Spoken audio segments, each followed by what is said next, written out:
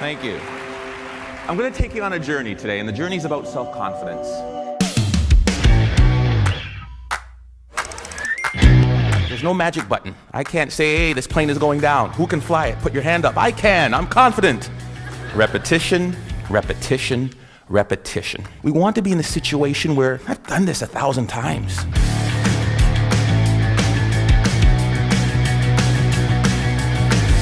Muhammad Ali, what was his self-affirmation? I am the greatest. We need to reaffirm, I am the captain of my ship and the master of my fate. When organizations are clear about what their purpose is, and individuals' purpose, when they're in alignment, your organization and you become high-performing individuals. Every single leader has had their fair share of setbacks and challenges, but the ones who are successful are the ones who understand that those are part of the process of developing their grit and see them through to accomplishing their goals.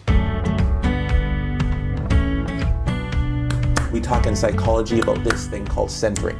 Physical actions that you'll see athletes do. Like a trigger, like something like a snap of a rubber band. Stop the negative thought. Slap in the face, or whatever it is, right? Deep breath in. You got this. Yeah. Right? Whatever that is.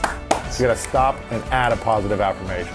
Make it automatic and recognize that it's a skill. Get your 3. You got this. I work harder than anybody. Nobody outworks me. I can learn everything. And whatever it is, get it ready. And then figure out what your trigger is gonna be.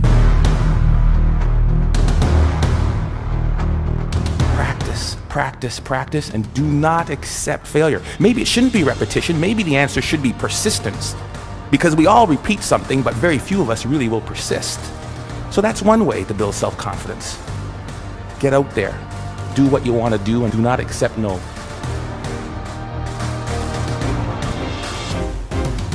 There's nothing more empowering than to let people accomplish something that they didn't think could happen and was possible.